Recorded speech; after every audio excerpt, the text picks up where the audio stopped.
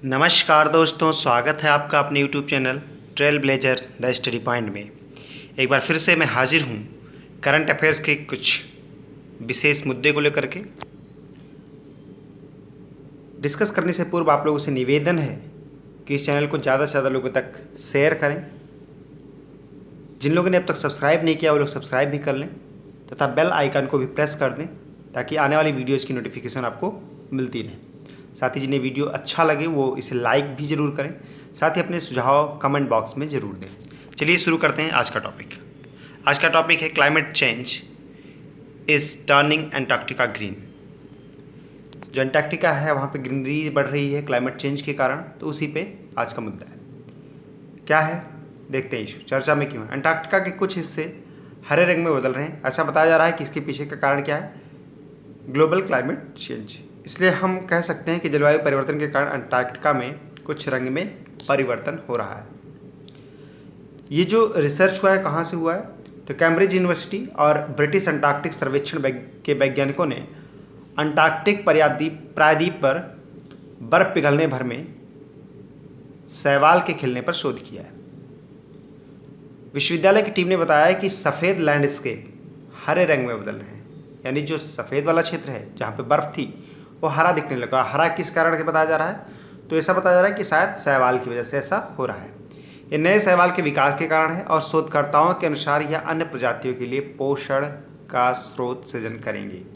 ठीक है, आगे बढ़ते हैं। जैसा कि हम जानते हैं कि शैवाल के जीवन रूप सूक्ष्म होते हैं, लेकिन जब वो एक साथ बढ़ते हैं तो वे बर्फ को चमकीले हरे रंग में बदल देते हैं और इसे अंतरिक्ष से देखा जा सकता है। ये बातें भी कही गई। एक नाम याद रखिएगा, मैट डेवे। ठीक है, कौन है ये स्टडी के लीडर हैं। उन्होंने कहा है कि अंटार्कटिका पर भूमि आधारित जीवन हमारी समझ में एक महत्वपूर्ण अग्रिम है। आने वाले समय में क्या होने वाला है उसके बारे में एक जानकारी मिलती है इससे, और आने वाले वर्षों में जलवायु में बदलाव के रूप में यह कैसे बदल सकता है का एक महत्वपूर्ण अध्ययन होगा।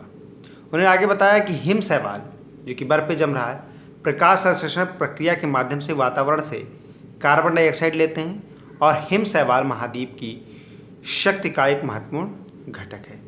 यानी जो बर्फ है उसके महाद्वीप का एक महत्वपूर्ण घटक क्या है, हिम शैवाल।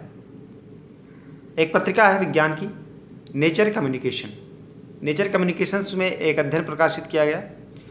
क्या बताया गया उस अध्ययन में, बताया गया कि वैज्ञानिकों ने अंटार्कटिक प्रायद्वीप पर सूक्ष्म शैवाल विकास का पहला बड़े पैमाने पर नक्शा बनाया है और इसका उपयोग विकास की प्रगति को मैप करने के लिए किया जा सकता है, क्योंकि पृथ्वी लगातार गर्म हो रही है। ठीक है, जो डेवी है उनके अनुसार कुछ और बातें रही हैं। यह एक समुदाय है, यह संभावित रूप से नए निवास स्थान बना सकता है। यह एक नए पारिस्थितिकी तंत्र की शुरुआत है, जो कि अंटार्कटिका में जो एक शैवाल, जहाँ पे नई तरह के शैवाल का विकास हो रहा है, वह एक नए इकोसिस्टम को जन्म दे रहा है। ये भी बातें कही गई।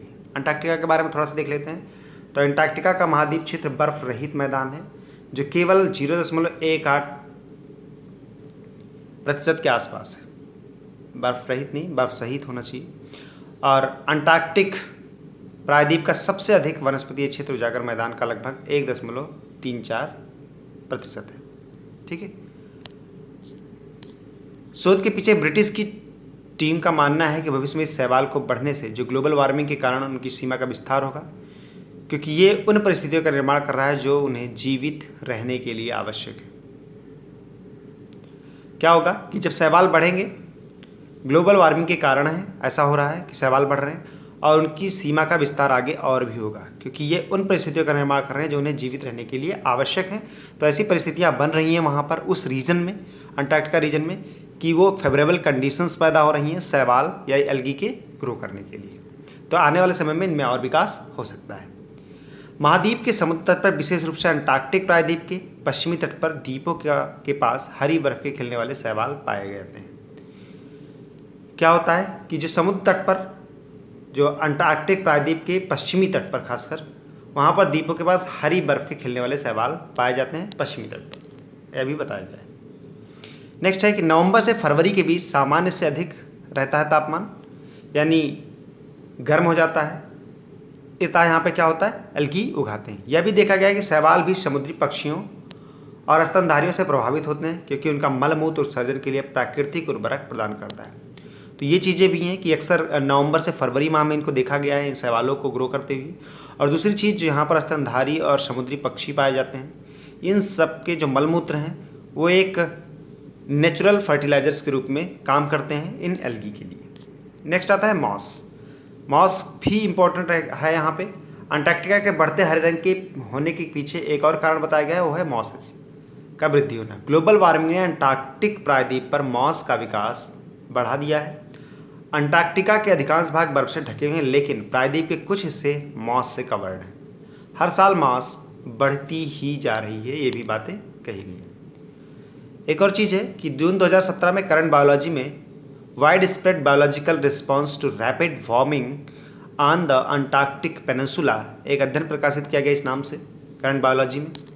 उसमें क्या बताया गया कि आमतौर पर मॉस जो है बहुत धीमी गति से बढ़ते हैं और ठंडे ध्रुवीय क्षेत्रों में बढ़ते मौसम के अंत में वे विघटित होने के बजाय जमा हो जाते हैं, इकट्ठा हो जाते हैं।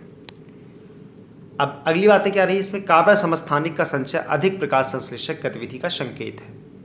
जो कार्बन के आइसोटोप्स हैं उनका संचय अधिक प्रकाश संश्लेषक गतिविधि का संकेत है और माइक्रोबियल गतिविधि में भी वृद्धि हो रही है। अध्ययन में और भी बातें कही गई। शोधकर्ताओं ने बताया कि 1950 के बाद से सभी स्थानों पर मॉस और संचय में वृद्धि हुई है। यह संभवतः ग्लोबल वार्मिंग के कारण है और जलवायु परिवर्तन से जुड़ा है। और इस प्रकार के निरंतर वार्मिंग से अंटार्कटिक स्थलीय पारिस्थितिकी तंत्र में बड़े पैमाने पर परिवर्तन हो रहा है। मॉस क्या है ये भी देख लेते हैं। मॉस एक फूल रहित बीजाणु पैदा करने वाला पौधा है। वह बीज के बजाय छोटे कैप्सूल में बीजाणु पैदा करते हैं, यानी गर्भाधान के बाद बीजाणु उद्भिद या कैप्सूल बनता है जिसके अंदर छोटे छोटे हजारों बीजाणु होते हैं। इनमें फूल, लकड़ी या असली जड़ नहीं होती है।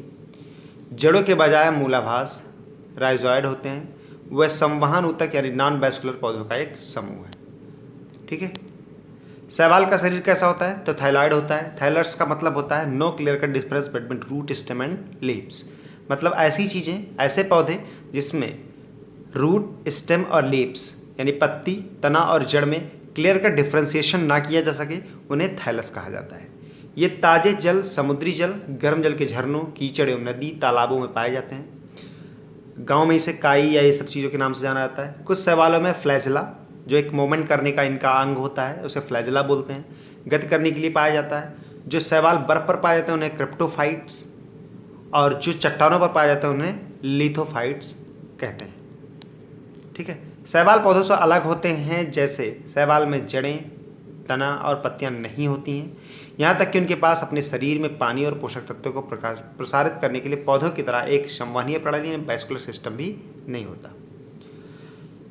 2014 के एक लेख के अनुसार जो जर्नल बायोलॉजी में प्रकाशित हुआ था, कई शैवाल यूनिसेलुलर होते हैं यानी एक कोशिका से बने होते हैं। वह विभिन्न रूपों और आकारों में भी होते हैं। वह एकल सूक्ष्म कोशिकाओं के रूप में मौजूद हो सकते हैं। यहाँ तक कि माइक्रोस्कोपिक यानी बहुत ही सूक्ष्म और बहुकोशिकीय यानी मल्टी सेलुलर भी हो सकते हैं। कॉलोनियों में जीवित रह सकते हैं, मतलब एक साथ कई सारे। शैवाल ताजे पानी और खारे पानी दोनों में पाए जाते हैं। ठीक है। नेक्स्ट है नोट, जलवायु परिवर्तन एक औसत स्थिति है, जैसे किसी क्षेत्र में लंबे समय तक तापमान और वर्षा का होना। जलवायु परिवर्तन के कारण तापमान गर्म हो जाता है, वर्षा में बदलाव आ जाता है। जलवायु परिवर्तन का इम्पैक्ट लगातार देखने को मिल रहा है। अभी जैसे लोकस्ट का अटैक दिख रहा है, इसके अलावा कोविड-19 का असर दिख रहा है। बहुत सारी जगह बुशफायर्स हो रहे हैं, फॉरेस्ट जल रहे हैं लगातार। इसके अलावा कई सारे क्षेत्रों में सूखा पड़ रहा है। तो बहुत सारी तरह से बहुत नुकसान हो रहा है, जो कि क्लाइमेट चेंज का बहुत बड़ा असर देखने को मिल रहा है यहाँ पे। ठीक है। पृथ्वी के गर्म होने के कुछ अन्य प्रभाव क्या क्या हैं? समुद्र का जलस्तर बढ़ जाता है, पर्वतीय ग्लेशियरों का सिकुड़ना, वो सिकुड़ जाते हैं तो पेयजल संकट उत्पन्न होगा। जहाँ पर पर्वतीय ग्लेशियर्स एक बार में सूख जाएंगे तो वहाँ पर सूखा पड़ जाएगा। दूसरा, उससे समुद्री जलस्तर बढ़ेगा तो समुद्र तटीय क्षेत्रों में बाढ़ आएगी, जबकि ग्लेशियर्स के क्षेत्र में सूखा आएगा। तो एक ही साथ दो समस्याएं पैदा हो सकती हैं। अंटार्कटिका और आर्कटिक क्षेत्र में देखे गए सामान्य ग्रीनलैंड की तुलना में तेज दर से बर्फ पिघलना। इसके अलावा फूल और पौधों के खिलने के समय का बदलना। वैज्ञानिकों के अनुसार पिछले 150 वर्षों में पृथ्वी का औसत तापमान बहुत तेजी से बढ़ रहा है। आई होप इसमें कुछ सीखने को मिला होगा आप लोगों को। वीडियो अच्छा लगे तो इसे लाइक करें, शेयर करें ज़्यादा से ज़्यादा लोगों तक इसे, और जिन लोगों ने अब तक सब्सक्राइब नहीं किया वो सब्सक्राइब कर लें। साथ ही बेल आइकन को ज़रूर प्रेस करें ताकि आपको आने वाली वीडियोस की नोटिफिकेशन मिलती रहे। Thank you very much. इस वीडियो को पूरा देखें। Thank you.